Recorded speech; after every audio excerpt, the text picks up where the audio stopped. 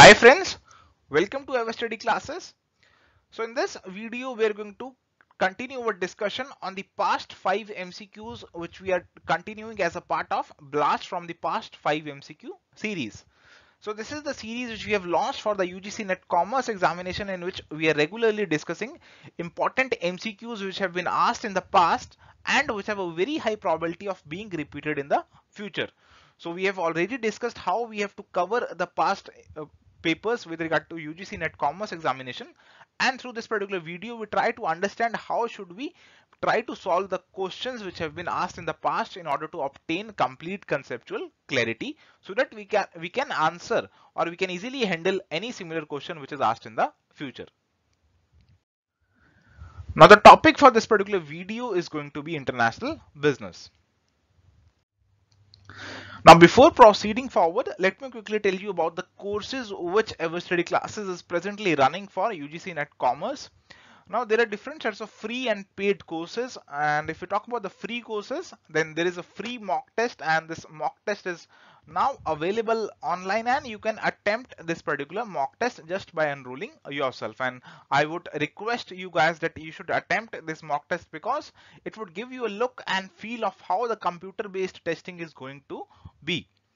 Now next is past year papers free video analysis. So in this video we are covering the past year papers, and the video which I am presently recording, though this one is also going to be there, and the unit wise glossary free MCQs for practice. So in this video we are providing important terms and points with regard to all of the units of the UGC Net Commerce Examination, and at the end of each of the units we have also provided free MCQs for your practice.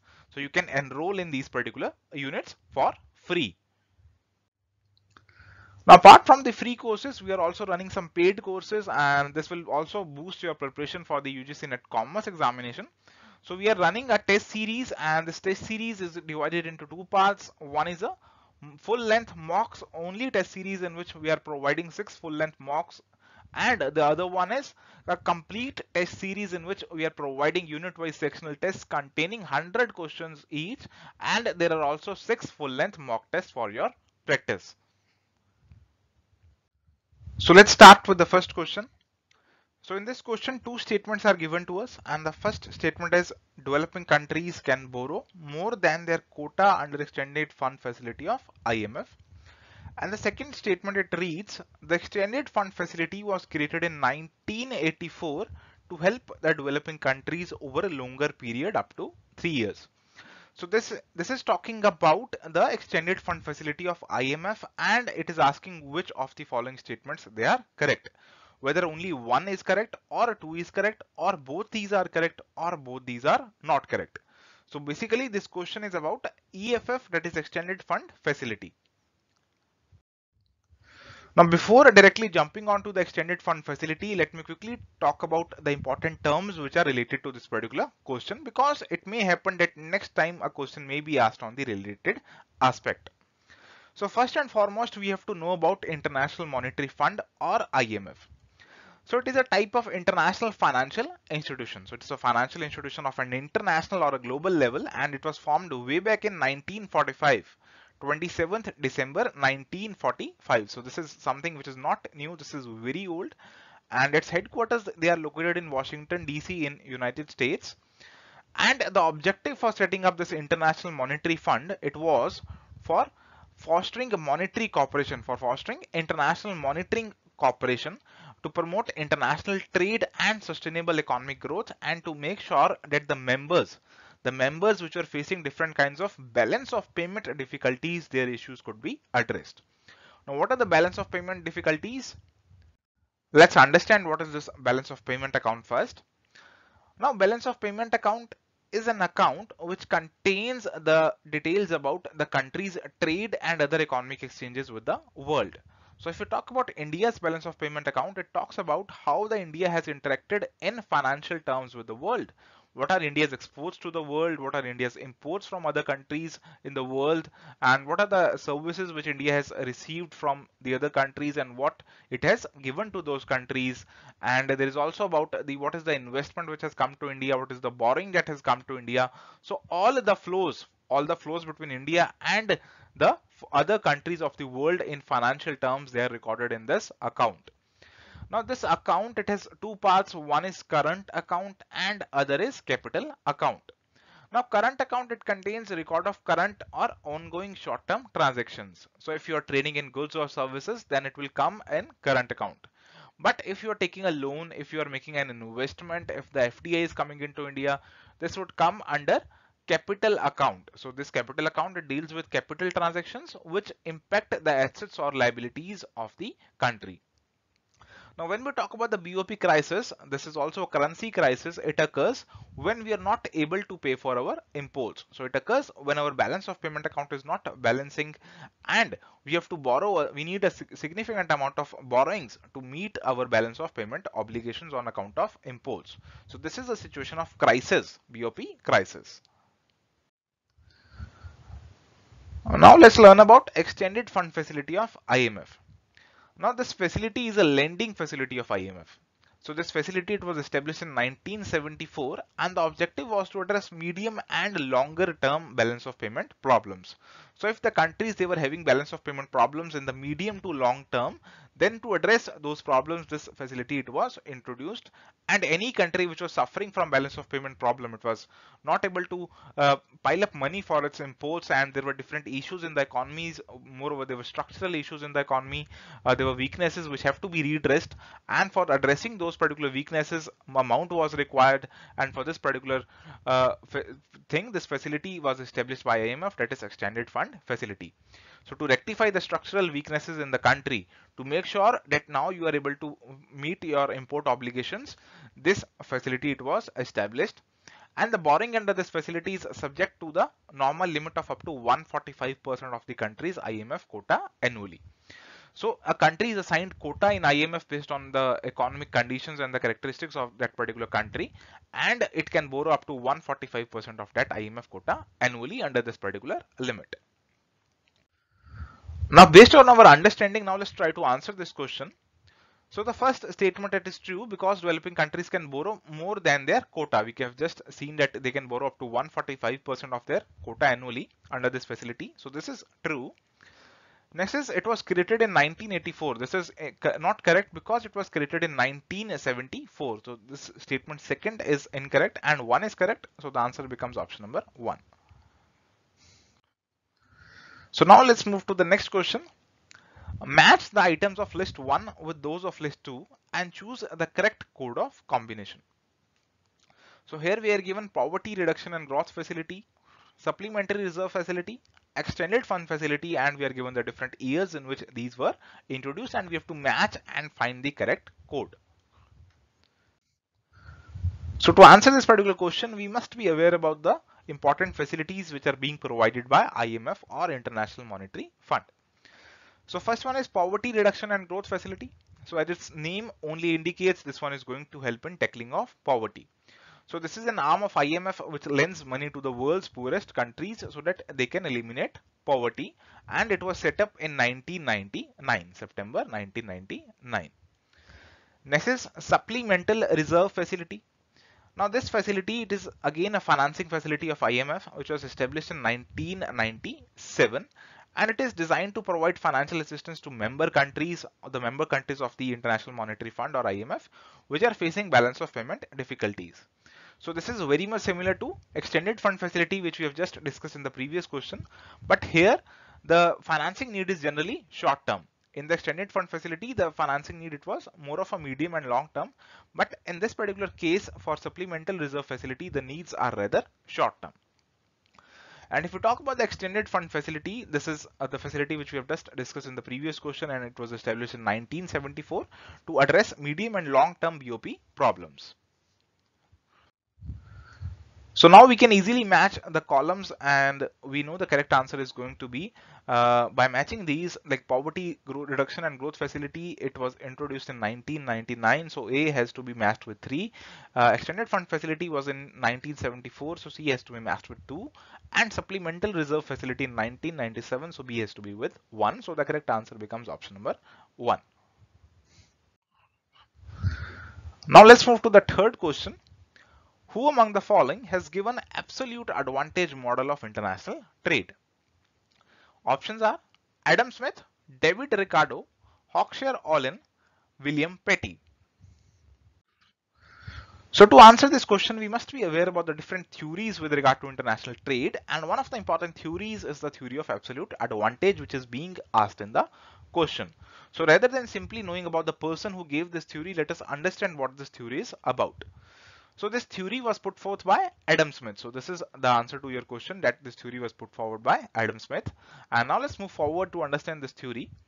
So Mr. Adam Smith argued that different countries, they enjoyed absolute advantage, and this advantage was in the production of some goods which they enjoyed, and this formed the basis of trade between the countries.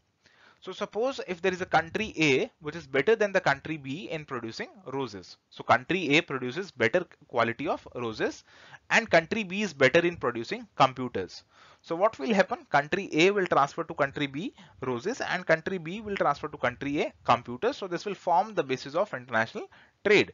So both the countries would ultimately gain by trading with each other in their specialized products.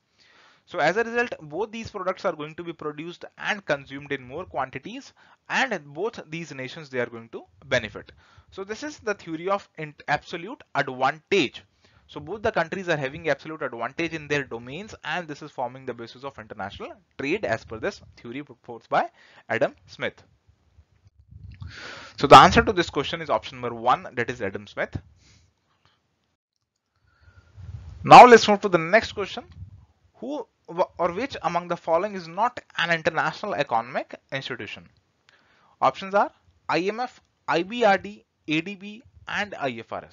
So IMF, and this has come for the third time today. So I believe you are very much aware about this IMF as of now. So to answer this question, we must be aware about these important institutions or facilities which are being talked about in this question. So first one is International Monetary Fund or IMF. So we have just learned that this is an international financial institution set up in 1945 to promote international monetary cooperation. So this is a financial institution. Second is International Bank for Reconstruction and Development. Now this is again an international financial institution, and it is also part of the World Bank group. So in the World Bank group, whenever we talk about this group, there are 5 organizations, and this is one of the important organizations of that particular group, and it offers loans to middle income developing countries for development. And it was set up in 1944 with headquarters in Washington DC, USA. So this is again a financial institution. Next is Asian Development Bank. So this is a regional development bank. This is concerned with development of this regional Asian region, and it was established in 1966 with headquarters in Manila, Philippines, and its working and design, it is effectively based on the model which is adopted for World Bank. So it is more or less similar to the World Bank but restricted to the Asian region generally. Next is IFRS, that is International Financial Reporting Standards. Now this is not a financial institution. This is the set of international accounting standards which provide the how we should record different types of transactions so that they can be reported in such a manner that they are comparable on an international level. So this is not a financial institution. So now we can easily answer this question that out of these, IFRS is not an international economic institution because these are international financial reporting standards. So answer is option number 4 here. Now let's move to the next question. So this is an assertion reasoning type question, and the assertion reads: the fall in the aggregate expenditure or aggregate demand in the economy works to reduce the imports and help in solving the balance of payment problems. So assertion is saying that if there is a reduction in aggregate expenditure, this can help in reducing imports and solving BOP problem. And the reason it gives is the important way to reduce imports and thereby fiscal deficit in balance of payments is to adopt monetary and fiscal policies that aim at reducing aggregate expenditure in the economy. So this is the reason it is being talked about in this question. So let's understand the relationship between aggregate expenditure and imports so that we are able to answer this question in a very clear manner. Now, one of the ways to reduce imports in the country is to reduce the expenditure in the country, and this expenditure in the country, it can be reduced by adopting tighter monetary policy and contractionary fiscal policy. Now, monetary policy is the policy which is adopted by the central bank, that is Reserve Bank of India, in terms of issue of money or the flow of credit. So if it follows a tight monetary policy, it increases the benchmark rates. So money is less available in the economy. So as a result, what it is going to do, it is going to reduce the aggregate expenditure, and ultimately the demand for the foreign goods is also going to decline. So the imports are going to decline. Also, the fiscal policy, which is the policy of the government, which the government spends money on different kinds of facilities to the provided to the people, including subsidies, etc. So if the government reduces its expenditure, then also it means that there is less money in the economy, less expenditure, and this also helps in reducing imports. So this helps in reducing or solving the problem of balance of payments. So let's discuss how this process actually happens. So when we introduce tight monetary and contractionary fiscal policies, it ultimately reduces the flow of money in the economy, and it ultimately reduces the aggregate expenditure because now less money is available for expending. So ultimately this results in reduction in prices, or it lowers the rate of inflation. So when the expenditure or the demand in the economy it falls, it results in fall of prices. So this fall in prices, it induces the people to buy domestic products. So rather than buying imported goods, they are buying now domestic indigenous goods because their prices have reduced now. Also, lower domestic prices, it will stimulate exports. So if the prices in our country they are lower, so our exporters will enjoy this competitive advantage and they will start exporting goods. So ultimately this will result in fall in imports due to this and a rise in exports due to this. So ultimately this is going to correct the BOP deficit. So this is how this helps in reducing the deficit in balance of payment account. So friends, now we can easily answer this question, that the assertion, the statement which is mentioned at that fall in aggregate expenditure, it can help in solving BOP problems, it is true. And the second statement which says that important way to reduce imports is to adopt monetary policy and fiscal policies that aim at reducing aggregate expenditure in the economy, that is contractionary and tighter monetary and fiscal policies. And this we have discussed how these policies they can affect the balance of payment problems and solve this problem. So we are aware about how this scenario works. So now we can conclude that both these statements they are correct, and the statement R, it is supportive of statement A. So the correct answer is going to be option number 1. So friends, this was all about our discussion on 5 past MCQ series for UGC Net Commerce. Thank you friends. If you enjoyed this video, please like it on YouTube, subscribe to our YouTube channel and share it with your friends. If you have any query, you can reach us at hello@everstudy.in, or you can follow us on Facebook, facebook.com/everstudyclasses, or you can even join our Telegram group, which is t.me/everstudy, and the link of all these are given in the description of this particular video. So thank you friends. We'll meet in the next video.